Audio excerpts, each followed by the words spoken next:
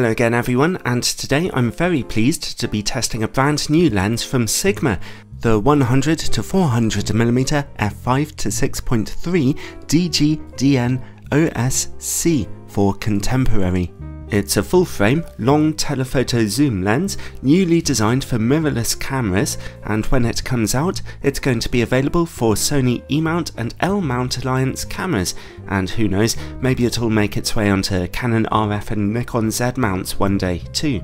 I'm so pleased to see this lens making its debut in the world, because it really is about time that an affordable 100-400mm lens came out for mirrorless cameras. The Sigma lens's direct competitor, Sony's own 100-400mm G Master lens, costs a whopping $2,500, well over double the price of this new Sigma option, which will only be about $1,000 when it comes out, or £900 in the UK.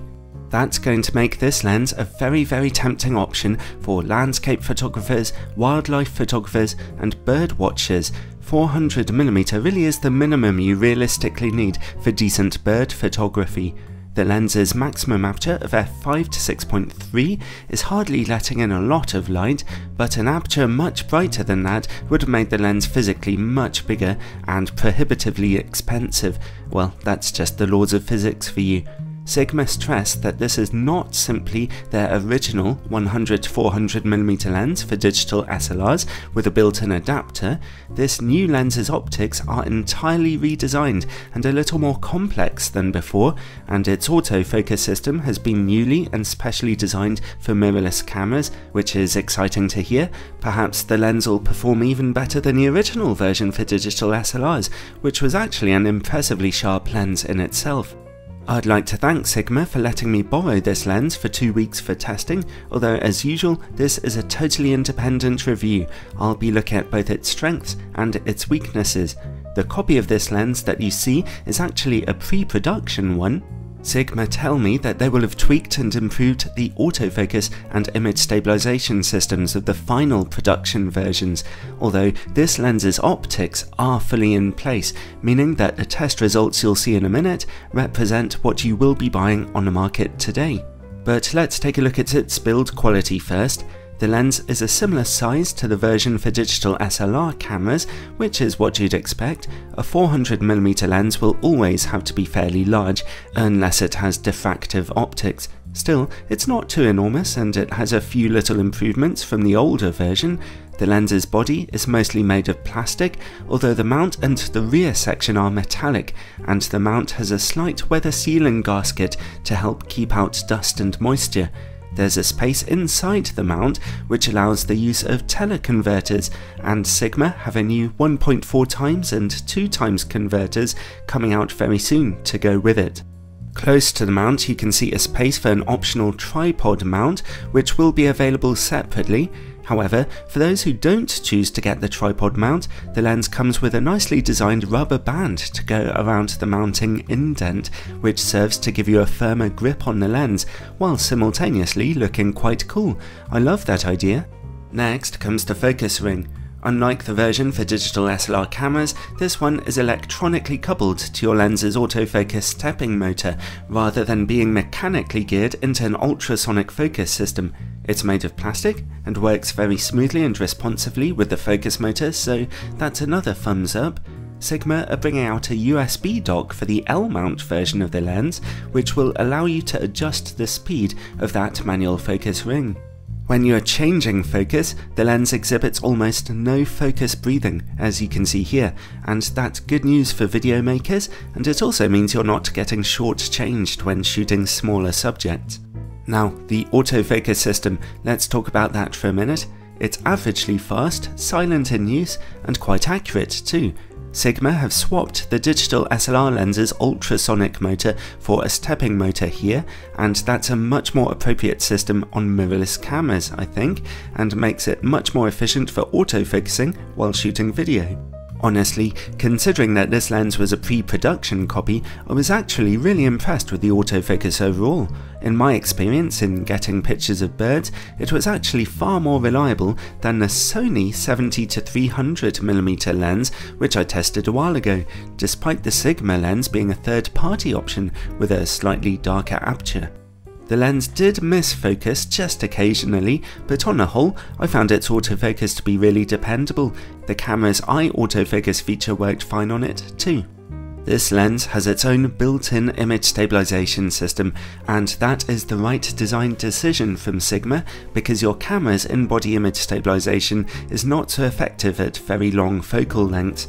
Here's some footage zoomed into 400mm without stabilization, and now with it turned on to mode 1, which does a reasonably good job of holding your image still, although it's not quite rock solid. If you switch it to mode 2, as you can see here, then the stabilization only seems to kick in the moment you take the picture, although it seemed to do a very good job when you do.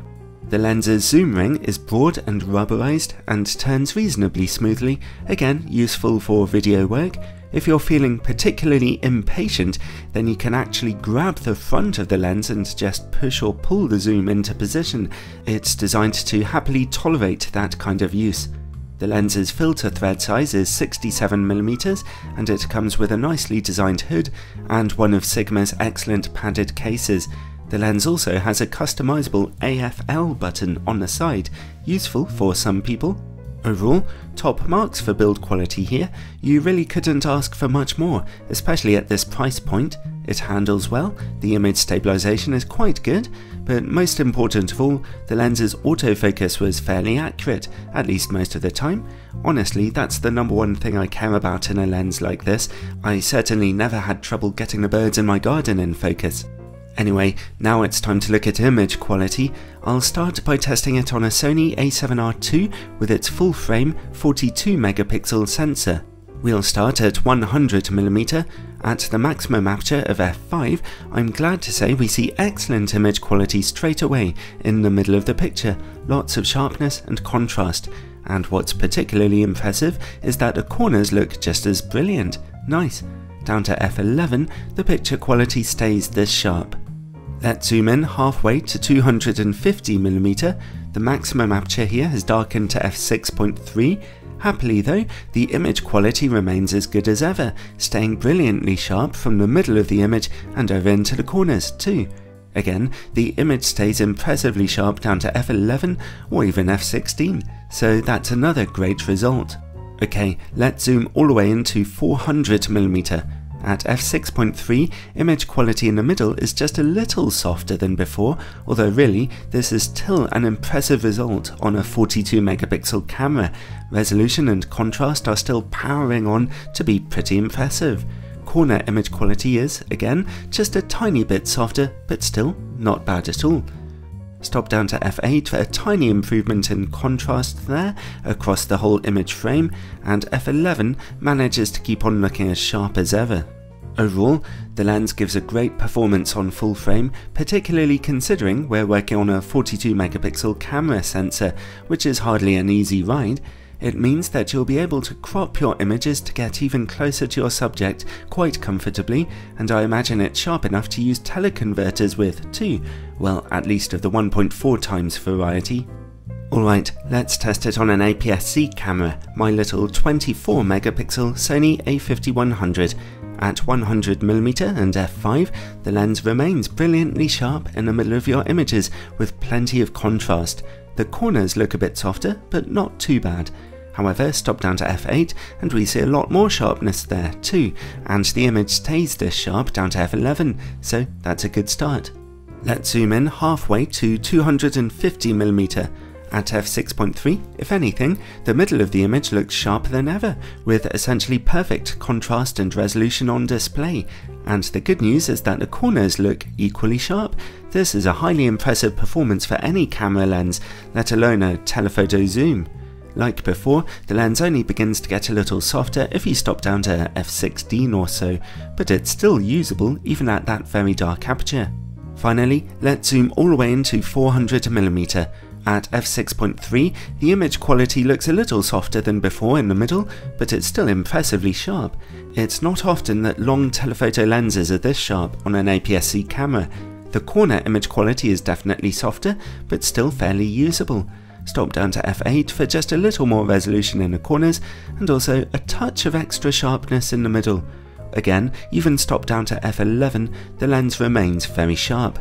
Well, this has to be the third or fourth time that I've used the term, but even on an APS-C camera, the lens's image quality remains highly impressive.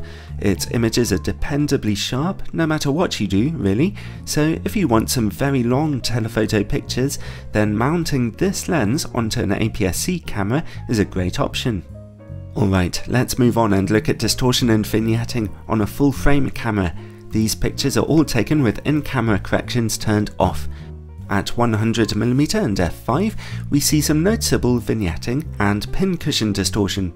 Stop down to f8 to see that vignetting slightly reduced. Zoom in a bit to 250mm and the vignetting is about the same, but the pincushion distortion gets considerably worse. Zoom all the way into 400mm and the distortion is just as bad, but vignetting has gotten a little worse now. Stop down to f8 or f11 to see the corners brighten up just a little, although overall you will want to use in-camera corrections with this particular lens. Now then, close-up image quality. If you zoom all the way in, then the lens can focus as closely as 1.6 meters, which might sound a long way, but actually gets you nice and close to smaller subjects. The further good news is that close-up image quality remains pretty sharp at f6.3 and even gets a little sharper at f8, so that's certainly an added bonus. Now let's see how the lens performs against bright lights. The lens works pretty well here. Zoomed out, we don't see much in the way of flaring, although contrast is a little lower when a very bright light is directly in the picture. Zoom in and it's the same result really. Again, that's quite a good show. And finally, Bokeh. This lens's maximum aperture is hardly bright, but still, when you're zoomed in, you'll get some nicely out of focus backgrounds. And again, it's good news here, even quite difficult backgrounds like foliage are rendered very smoothly without any serious distractions. Well then, overall, you couldn't really ask for much more than the Sigma 100-400mm DGDN Contemporary, especially considering that it's less than half the price of Sony's competing lens.